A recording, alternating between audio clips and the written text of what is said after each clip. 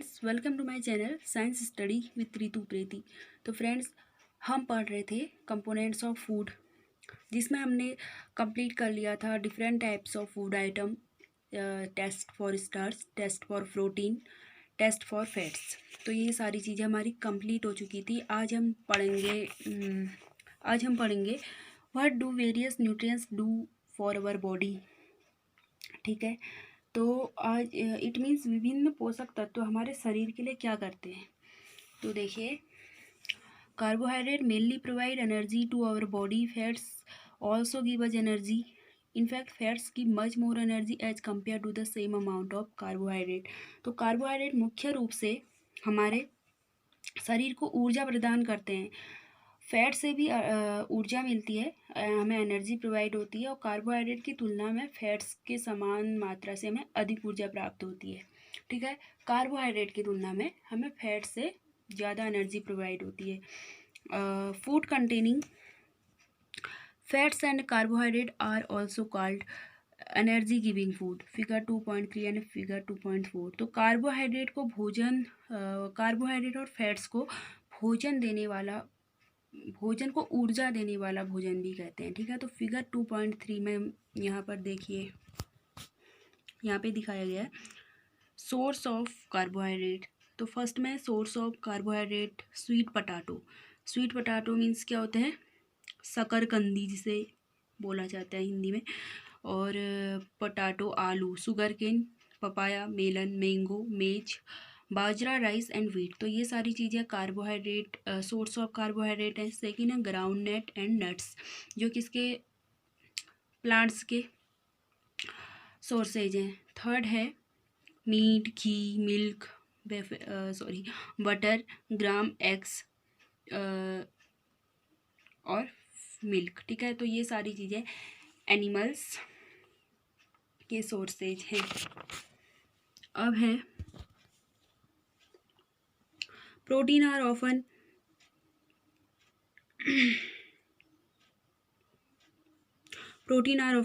called body building foods. Vitamin help in protecting our body against disease.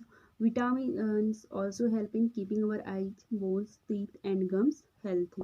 ठीक है, तो protein जो क्या करते हैं, बॉडी बिल्डिंग फूड भी बोला जाता है। ठीक है, प्रोटीन्स और प्रोटीन की आवश्यकता शरीर की वृद्धि तथा स्वस्थ रहने के लिए होती है। जो प्रोटीन युक्त फूड्स होते हैं वो हमारे शरीर वर्धक भोजन कहते हैं जिन्हें।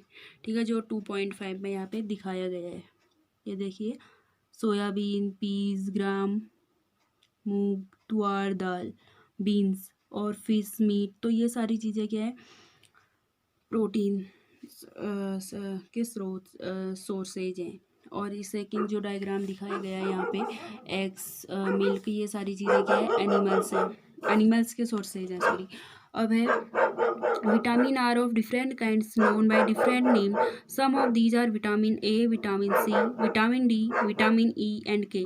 तो विटामिन डिफरेंट काइंड्स में हम जानते हैं कि विटामिन कई प्रकार के होते हैं जिन्हें अलग अलग नामों से जाना जाता है।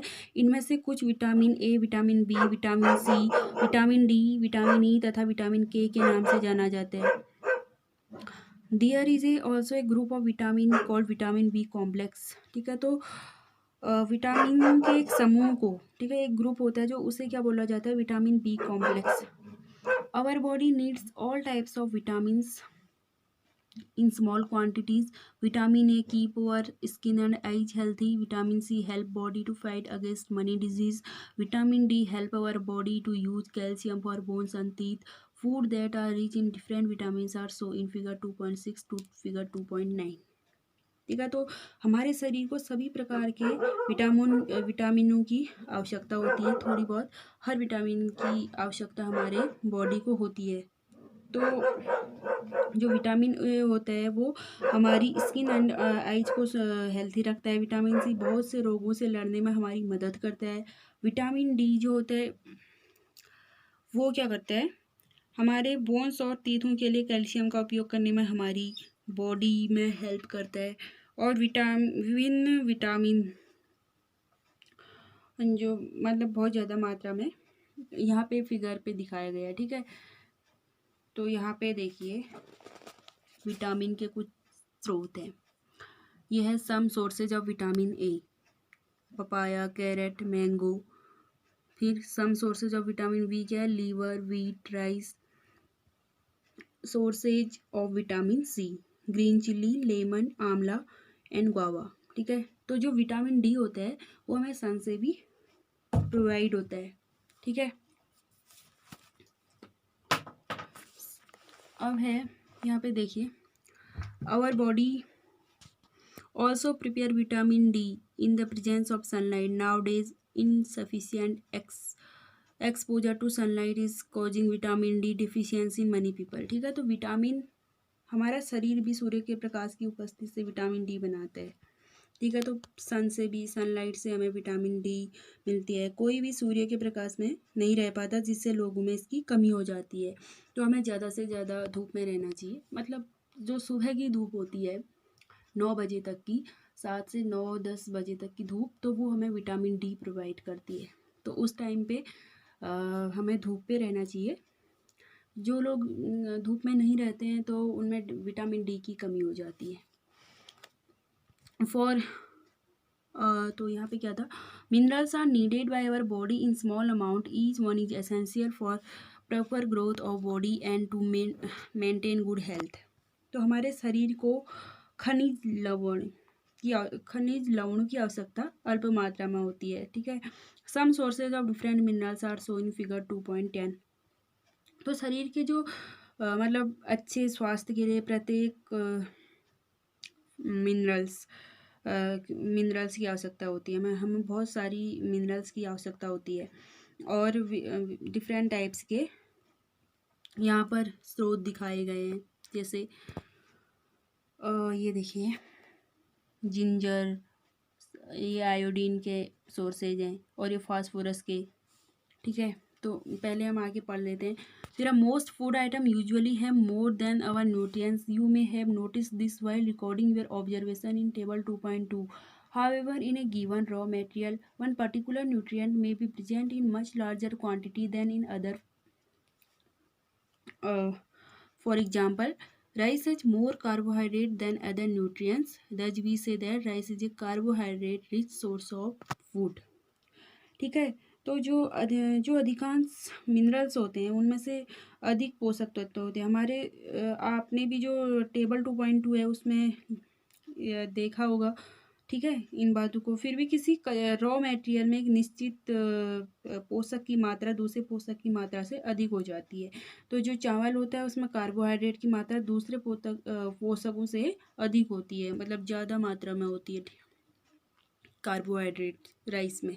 ठीक है, तो इसी आधार पर हम यह कह सकते हैं कि जो राइस है वो एक कार्बोहाइड्रेट फूड है।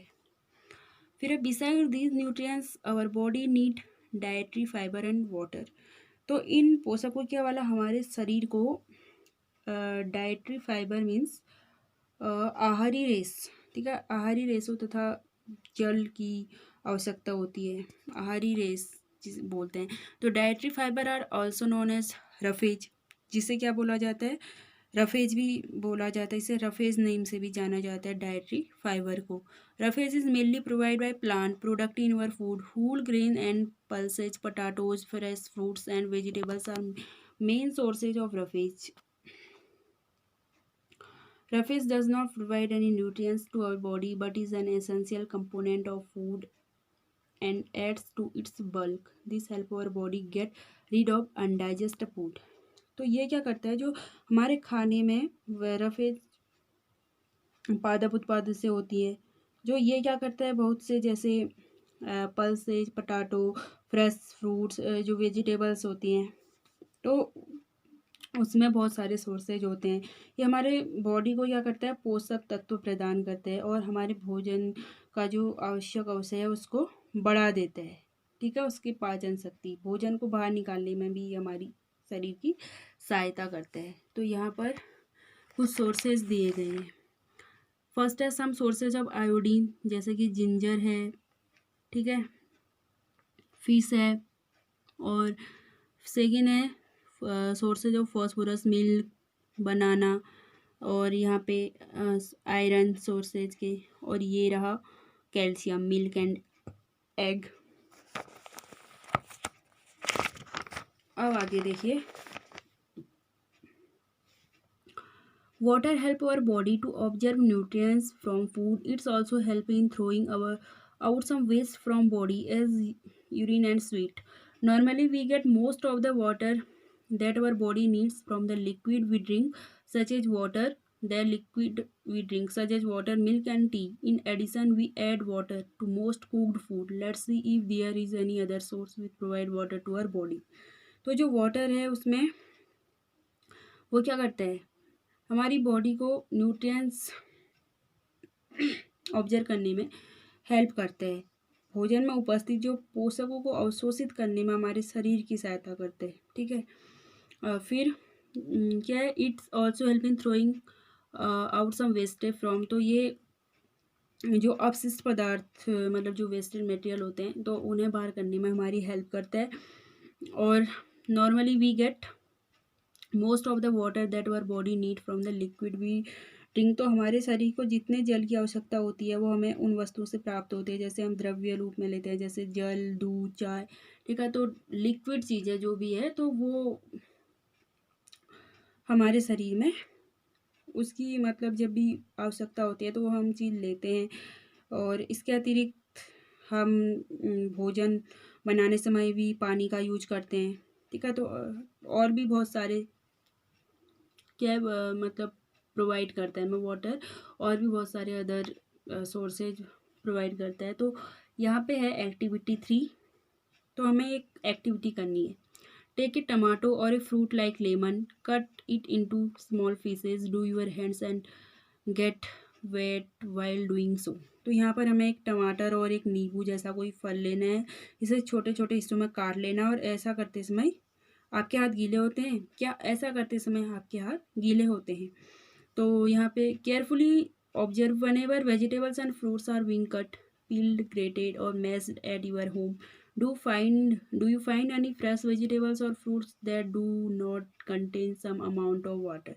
तो जब भी आपके घर में कोई फल या सब्जी काटी या छीली जाती है या मसली जाती है, तब उसको आप मतलब केयरफुली उसको ऑब्जर्व करिए।